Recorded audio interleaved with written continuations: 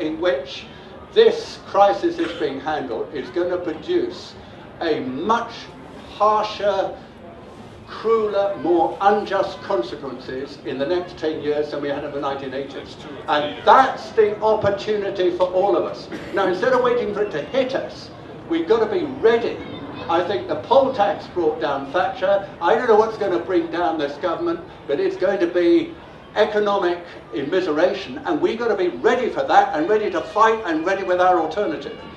In ancient times, right, there was this thing called the God's concept, and everybody lived very simply and served this God.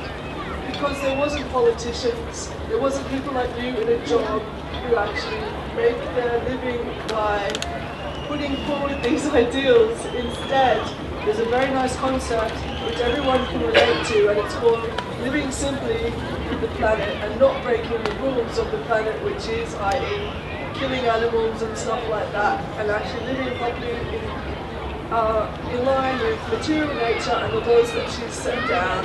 Basically, this is where we've gone wrong, because every time in this arena where we're discussing things, the thing of the God concept, which is so big and so hard for our people to understand, it's always misunderstood because we're materialists, so the telly is telling us what to think every day, and we never get to the bottom of things, which is the planet, the things that are really, really important to us, nature.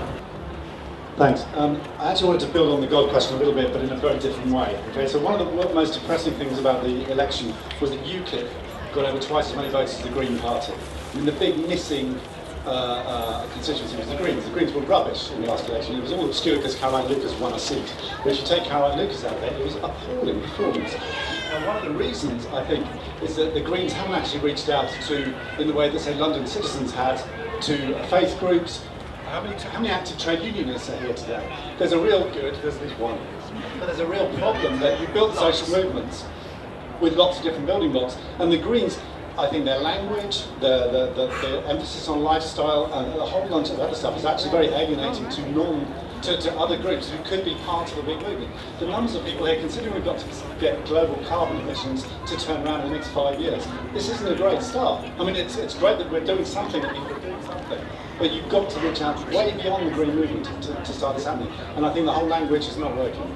Well, okay, I mean, that's a view. I mean, I think we need an alliance of a very diversified grouping. The rich are a very cohesive grouping. We are not. And I think it's very important, whilst I understand what you say, that we try and tolerate, respect, and build with each other.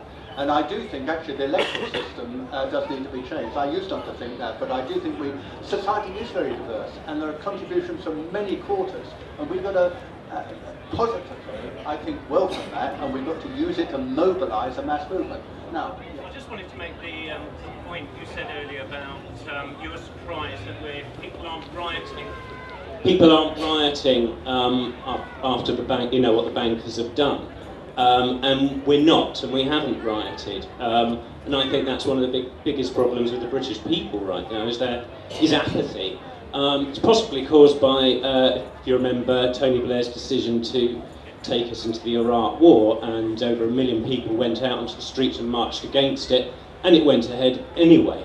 So that's possibly a reason for the apathy, but I don't think anything's going to really change. Like you say, it is down to us. We've got to get out onto the streets and make a fuss about this, and if we don't, nothing's going to change. I think that's absolutely correct. At the back.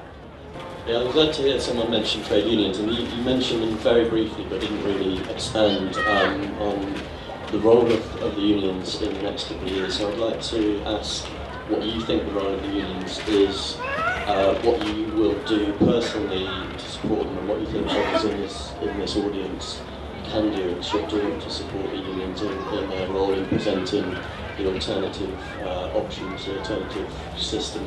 I think the unions are immensely important.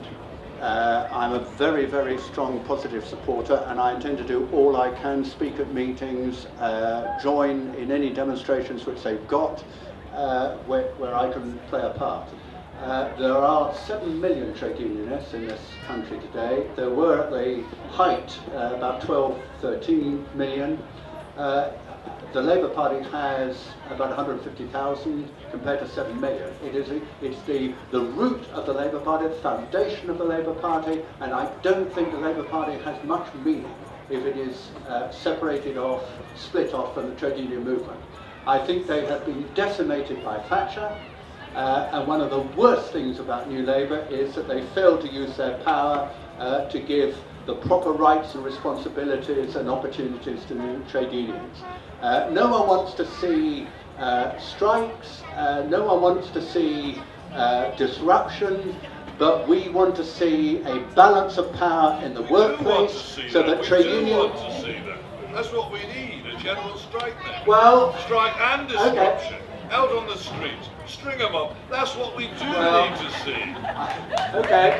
Yes, otherwise nothing will happen. Unfortunately, it is, as others have said, you've got to be very careful not about alienating. We don't want to turn the great mass of British people off. What we do need is reform of the trade union laws so that trade unions have proper access to the major decisions which are made in industry, in the workplace, in their companies, issues about closures, about moving plant, about investment, all of that should be shared between managers, and we want good managers, and we should respect them and pay for them. But we want equal power for trade union and employee representatives when it comes to the really big, major strategic decisions. I think trade unions are hugely important. They're a massive asset which at the present moment has been parked, marginalised, vilified, and it is the role of the Labour Party to change that, and I'm ashamed that after 13 years they didn't.